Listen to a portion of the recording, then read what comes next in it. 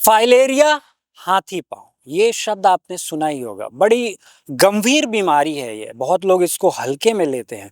लेकिन आज राजधानी रायपुर के एक वैसे व्यक्ति का दर्द हमने देखा है, सुना है, महसूस किया है, जिन्होंने अपनी पत्नी को इस जो है असाध्य रोग की वजह से खो दिया है। आप देख सकते हैं कैसे एक अपने जो जीवन साथी के जाने के बाद कैसा अकेला फील कर रहे हैं, कैसे वो रोते हुए बिलखते हुए जो अपना दर्द है वो बयां कर रहे हैं। हैदराबाद, बॉम्बे, कलकत्ता और छत्तीसगढ़ में वो न जाने कहां कहां लेकर गए इस फाइलेरिया बीमारी को ठीक कराने के लिए। जो मोतीलाल जी हैं, समता कॉलोनी के निवासी हैं, अपनी पत्नी के इलाज के लिए वो दर दर भटके। आज जो सरकार फाइलेरिया मुक्त भारत बनाने के लिए लोगों को दवाइयां बांटती है, तो आरोप ये भी लगा रहे हैं मोतीलाल जी कि दवाई सरकार जो देते हैं उस दवाई को 90% लोग नहीं खाते हैं। तो इसको हल्के में जो ले रहे हैं वो भूल कर रहे हैं। क्यों? क्योंकि उस दर्द को जो मोतीलाल जी हैं वो देखे हैं, महसूस किए हैं और अपने को वो खोए हैं। क्या कुछ कह रहे हैं, आइए सुनते हैं। इसका इलाज कुछ भी नहीं है किसी भी व्यक्ति में, चाहे एलोपैथी हो, आयुर्वेद हो, होम्योपैथ हो, नेचुरोपैथ हो, किसी से कहते हैं ये हाथी पांव जिसका कोई इलाज है। डॉक्टर प्लास्टिक सर्जरी की बात करते हैं। प्लास्टिक सर्जरी के लिए भी हर डॉक्टर का मत अलग अलग।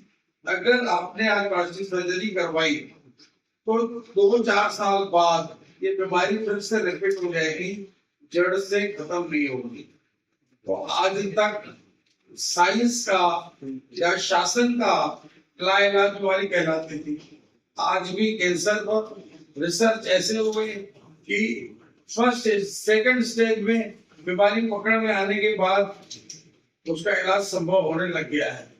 परंतु शासन का ध्यान या वैज्ञानिकों का ध्यान इस ओर क्यों नहीं गया?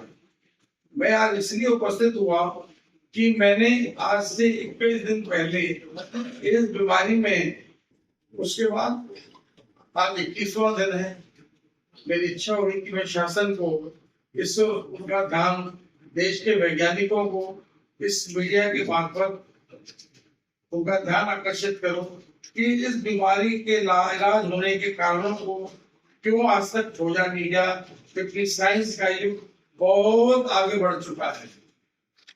इसलिए मैं आपके सामने उपस्थित हुआ कि इसको बड़ी बड़ी हेडलाइनों में देश के सारे मुख्यमंत्रियों को मेरा आह्वान है कि अपने अपने एरिया में इस बीमारी से ग्रसित लोगों की लिस्ट, सूची एकत्रित करें और उनके इलाज के लिए हर संभव प्रयास करने के लिए। बीच में ऐसा मालूम पड़ा कि फाइलेरिया के लिए दवाइयां बढ़ती हैं, हर घर में दवाइयां देते हैं, पर मेरे ख्याल से 90% लोग उस दवा को खाते ही नहीं। ये फ्री इलाज है, फाइलेरिया के आने का पहला इलाज है। पर मैंने तो इतनी दवाइयां की, ऐसा कोई डॉक्टर नहीं छोड़ा जिसने जहां बोला वहां लेके गया।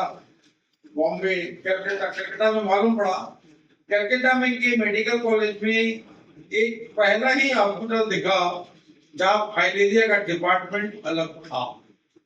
पूरे देश में कहीं पर भी किसी भी हॉस्पिटल में फाइलेरिया का डिपार्टमेंट अलग से नहीं है।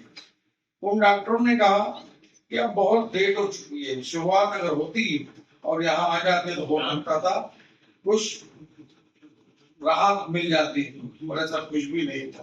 12 मार्च को वहां दिखाया था, 12 अप्रैल को तकलीफ ज्यादा चालू हुई, अगर 1 तारीख को मैं अपनी पत्नी को गवा बैठा। मच्छर के काटने से ये जो हाथी पांव है, फाइलेरिया है, ये बीमारी होती है, जिसको आम लोग सामान्यतः हल्के में लेते हैं।